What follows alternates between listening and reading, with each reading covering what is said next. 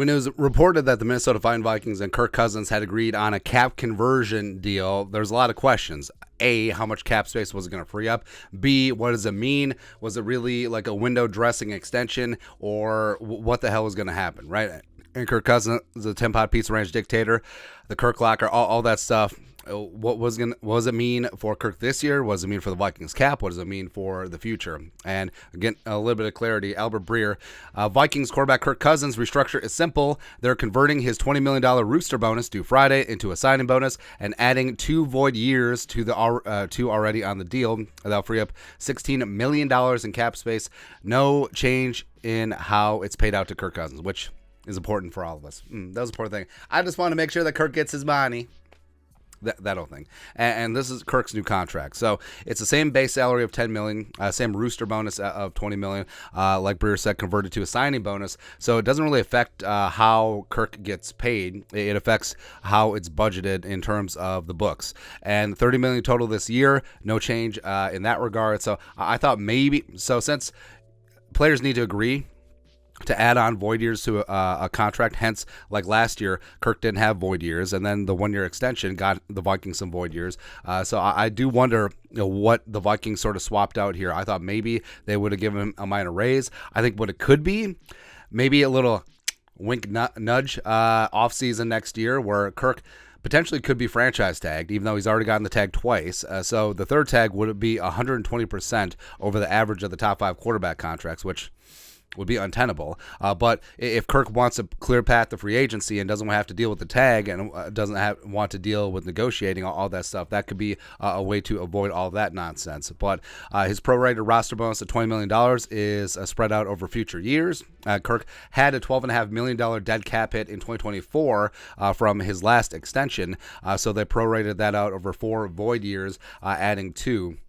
And he did have a $36.25 million cap number coming in. They reduced that down $16 million to $20.25. The Vikings are going to be relatively close to cap compliance for the start of the new league year on Wednesday.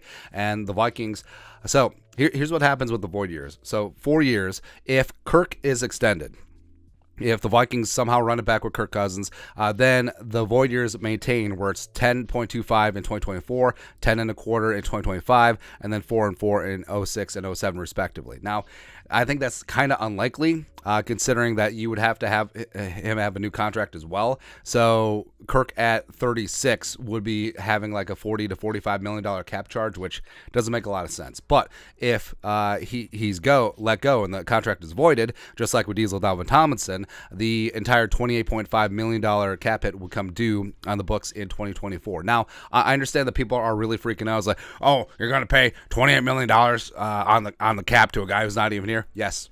That's 100% Kwesi's plan, and that's what the Vikings have been doing. Notably, clearing out some bad veteran contracts and clearing up a lot of cap space in 2024 and 2025. So, yes, Kwesi, that is his plan. That's his flexibility, and you can certainly do that if your starter is on his rookie contract.